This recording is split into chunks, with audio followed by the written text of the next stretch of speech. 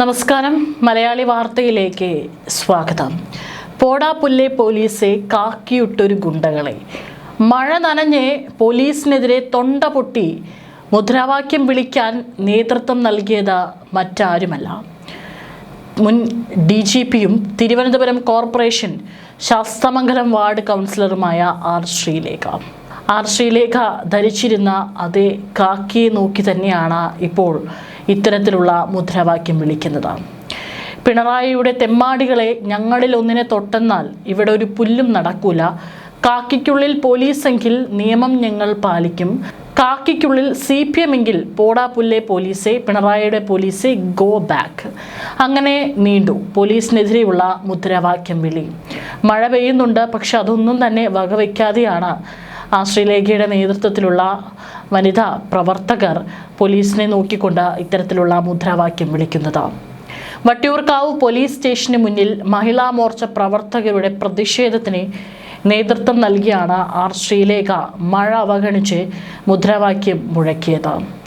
നെട്ടയത്ത് കഴിഞ്ഞ ദിവസമുണ്ടായ BJP-CPM സംഘർഷത്തിൽ അറസ്റ്റിലായ BJP പ്രവർത്തകരെ മർദ്ദിച്ച പോലീസ് ഉദ്യോഗസ്ഥർക്കെതിരെ നടപടി വേണമെന്നായിരുന്നു ശ്രീലേഖയുടെ ആവശ്യം. പോലീസ് നടപടി വൈകിയാൽ താൻ നേരിട്ട് വന്ന് പ്രതിഷേധിക്കുമെന്നും ധർണയിരിക്കുമെന്നും ശ്രീലേഖ തിരുവനന്തപുരം പോലീസ് കമ്മീഷണറെയും DGPയും അറിയിച്ചിരുന്നു.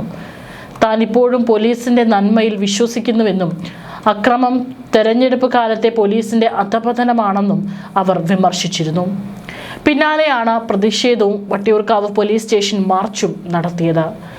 കേരള പോലീസിന്റെ ചരിത്രത്തിൽ തന്നെ ആദ്യത്തെ വനിതാ DGP ആയിരുന്ന ആർ ശ്രീലേഖ വിരമിച്ച ശേഷം രാഷ്ട്രീയത്തിലിറങ്ങി പഴയ സഹപ്രവർത്തകർക്കെതിരെ തെരുവിൽ മുദ്രാവാക്യം വിളിക്കുന്നത് കൗതുകത്തോടെയാണ് ആളുകൾ നോക്കിക്കണ്ടത്.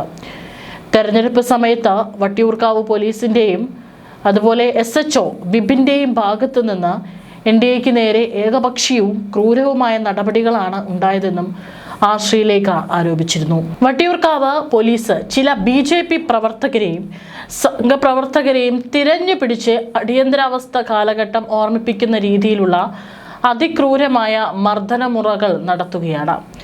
നെട്ടയത്ത് BJP സ്വീകാര്യത വർദ്ധിക്കുന്നതിലുള്ള ആശങ്കയാണ് ഈ ഒരു നടപടികൾക്ക് പിന്നിലെന്നാണ് ആരോപിക്കുന്നത്. പോലീസിനെ ആക്രമിച്ചപ്പോൾ രക്ഷിക്കാൻ ശ്രമിച്ച BJPക്കാരെ ഇപ്പോൾ കള്ളക്കേസിൽ കുടുക്കി അറസ്റ്റ് ചെയ്യുകയാണ്. കഴിഞ്ഞ ദിവസം ക്ഷേത്രത്തിനുള്ളിൽ ക്ഷേത്രം മുഴുവൻ നശിപ്പിച്ച് അവിടുത്തെ പഠനമുറി മൊത്തം നശിപ്പിച്ചിട്ടാണ് ആളുകളെ പിടിച്ചുകൊണ്ടുപോയത്. ഇത് പോലീസിന്റെ കാട്ടാളത്തമാണെന്നും ശ്രീലേഖ ആരോപിച്ചിരുന്നു. DGP പദവിയിൽ നിന്ന് വിരമിച്ച് താൻ ഇതുപോലെ പോലീസിനെതിരെ വിളിക്കണമെങ്കിൽ എന്തായിരിക്കും കാരണമെന്ന് വിശദമാക്കി ഫേസ്ബുക്കിലും ശ്രീലേഖ ഒരു വിമർശനം ഉന്നയിച്ചിട്ടുണ്ട്. ആ ഒരു പോസ്റ്റിന് താഴെ നിരവധി ആളുകളാണ് ശ്രീലേഖയെ അല്ലെങ്കിൽ അവരുടെ ഈ ഒരു നിലപാടിനെ പിന്തുണച്ചുകൊണ്ടും എന്നാൽ അതിനെ അവരുടെ രാഷ്ട്രീയത്തെ വെച്ച് കൂട്ടിണക്കിക്കൊണ്ട് വിമർശിച്ചും രംഗത്ത് വരുന്നത്. ആ പോസ്റ്റ് വായിക്കാം. DGP പദവിയിൽ നിന്ന് വിരമിച്ച ഞാൻ 33 വർഷത്തിലധികം പോലീസ് സേനയിൽ അഭിമാനത്തോടെ പ്രവർത്തിച്ച ഞാൻ ഇതുപോലെ പോലീസിനെതിരെ വിളിക്കണമെങ്കിൽ എന്തായിരിക്കും കാരണം? വട്ടിയൂർക്കാവ് SHO വിപിൻ, SI ദീപു പിള്ള, മറ്റ് 7-8 പോലീസുകാർ ചേർന്ന് കഴിഞ്ഞ ഒരു മാസത്തിലേറെയായി BJP പ്രവർത്തകരെ മാത്രം തെരഞ്ഞുപിടിച്ച് കേസുകളെടുത്ത് മർദ്ദിച്ച് രസിക്കുന്നു. അതും CPM ആൾക്കാരുടെ നിർദ്ദേശപ്രകാരം. അതിൻ്റെ അവസാനം ഏപ്രിൽ 19 ഇടപ്പഴിഞ്ഞി ക്ഷേത്രം ചവിട്ടി തുറന്ന് ഒരു CPM പ്രവർത്തകൻ ഭാര്യയെ ലൈംഗികമായി അവഹേളിക്കുകയും അവയവ പ്രദർശനം നടത്തുകയും ചെയ്തു എന്ന് പരാതിപ്പെട്ട BJP പ്രവർത്തകനെയും കൂട്ടരെയും വലിച്ചിഴച്ച് പോലീസ് വാനിൽ കയറ്റി അതിക്രൂരമായി മർദ്ദിച്ച് ബിനുവിൻ്റെ കണ്ണിനും പരിക്കേൽപ്പിച്ച രക്തത്തിൽ കുളിച്ച അവസ്ഥയിൽ AR ക്യാമ്പിൽ കൊണ്ടുപോയി തള്ളി. അവർക്കെതിരെ ഒരു കേസ് പോലും ഇല്ലാത്തതുകൊണ്ട് അവരെ ആശുപത്രിയിൽ പ്രവേശിപ്പിച്ചോളാൻ പറയുകയായിരുന്നു ഈ പോലീസുകാർ. മർദ്ദനമേറ്റവർ മെഡിക്കൽ കോളേജ് ആശുപത്രിയിൽ ഇപ്പോഴുമുണ്ട്. ഇത് ചെയ്ത പോലീസുകാർക്കെതിരെ ഒരു നടപടിയുമില്ല, ഒരു കേസുമില്ല. ഇത് കാണുമ്പോൾ കഷ്ടം തോന്നിപ്പോകും, നാണം തോന്നും. ഇങ്ങനെയുള്ള ഒരു സേനയിലായിരുന്നോ ഇത്ര നാൾ പ്രവർത്തിച്ചതെന്ന് ഓർത്ത്. വെറുതെയാണോ ജനം പോലീസിനെ ഇത്രമാത്രം വെറുക്കുന്നത് എന്ന് പറഞ്ഞുകൊണ്ടാണ് പോസ്റ്റ് അവസാനിക്കുന്നത്. അതായത് ആ സംഭവവുമായി ബന്ധപ്പെട്ടിട്ടുള്ള ചില തർക്കങ്ങളും പോലീസ് അവരെ പിടിച്ചുകൊണ്ടുപോയി മർദ്ദിക്കുകയൊക്കെ ചെയ്തു എന്നുള്ള ആരോപണങ്ങളും ഉയർന്നു വന്നിരുന്നു. അതിനെതിരെയാണ് ഇപ്പോൾ ശ്രീലേഖ അതിരൂക്ഷമായിട്ടുള്ള വിമർശനം ഉന്നയിച്ചത്.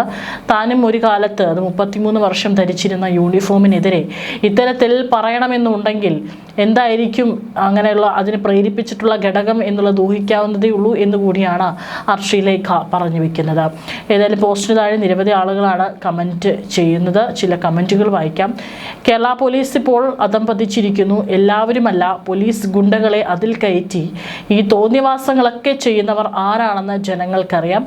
ആഭ്യന്തര വകുപ്പ് കൈകാര്യം ചെയ്യുന്ന മുഖ്യമന്ത്രി ഉത്തരം പറയേണ്ടി വരും എന്നാണ് ഒരു കമൻറ്റ്. കുറേ അടിമക്കമ്മികൾ പിൻവാതിൽ നിയമനം കിട്ടിയ അവന്മാരുടെ തിളപ്പാണ് അനുഭവിച്ചോളും.